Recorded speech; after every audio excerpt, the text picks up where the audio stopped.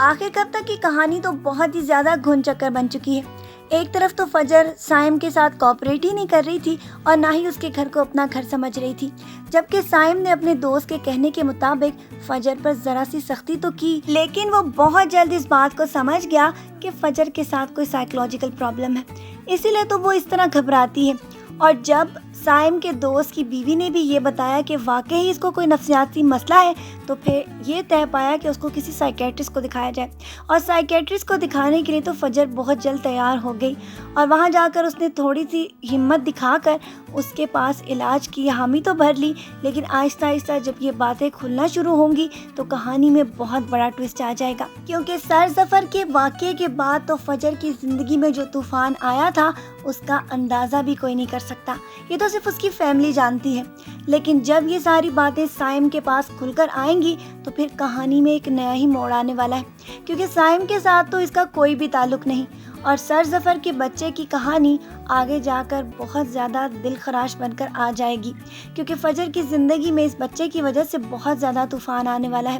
دوسری طرف اس کی بہن نور کے لیے تو مشکلات ایک سے بڑھ کر ایک ہوتی جا رہی ہے، کیونکہ جو کچھ بھی فیکٹری میں ہو رہا تھا وہ نور کو آہستہ آہستہ سمجھ آ رہا تھا، کیونکہ فیکٹری والے اب اس بات کے اوپر ناجائز فائدہ اٹھا رہے تھے کہ اس کے والد فالج کے بعد کبھی بھی ٹھیک نہیں ہوں گے، اور جب سے ٹرک چوری ہوا ہے اور اس کے بعد ان کا بہت سارا مال کا نقصان ہوا ہے، اس کے بعد تو نور نے یہ فیصلہ کر لیا تھا کہ اب وہ کسی کی بھی نہیں سنے گی اور جا کر خود فیکٹری کے معاملات کو دیکھے گی، جبکہ اس کے والد تو کبھی بھی اس بات کی اجازت نہیں دے رہے تھے کہ وہ لڑکی ہو کر ان کی فیکٹری کو جا کر چلائے،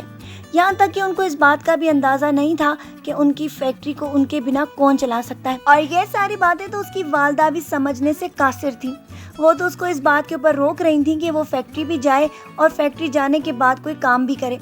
اب تک تو نور کو اس بات کی سمجھ آ چکی تھی کہ فیکٹری کے ورکرز جان بوجھ کر ان کے مال کے ٹرک کو غائب کر چکے ہیں، اور اسی لیے تو وہاں جا کر جب اس نے سب سے پوچھ گچھ کی تو وہاں کے سارے ورکرز نے اس کے سامنے صاف الفاظ میں یہ کہہ دیا کہ گھر کے مرد کو لے کر آؤ، ہم تم سے اس طرح کی بات نہیں کر سکتے اور نہ ہی ہم کسی عورت کے انڈر کام کر سکتے ہیں۔ یہ ساری باتیں ان کی سننے کے بعد وہ پولیس اسٹیشن جا کر رپورٹ درج کروائے گی اور اپنے گمشدہ ٹرک کو واپس بازیاب کروائے گی، اور اس کے بعد تو سب کے سامنے یہ کہانی کھل کر آ جائے گی کہ لڑکیاں بھی کسی سے کم نہیں ہوتی، وہ اگر چاہیں تو کوئی بھی دنیا کا کام کر سکتی ہیں، اور وہ یہ بھی پروف کر دے گی کہ لڑکیوں کے پیدائش پر پریشان ہونے کی ضرورت نہیں، کیونکہ لڑکیاں بھی لڑکوں سے کم نہیں ہوتی، اگر وہ ماں باپ کا سہارا بننے کی کوشش کریں تو وہ بھی بن سکتی ہیں۔ یہ کہانی تو ایک طرف، جبکہ انسپیکٹر نور کی مدد کرتے کرتے اس سے محبت کر بیٹھے گا۔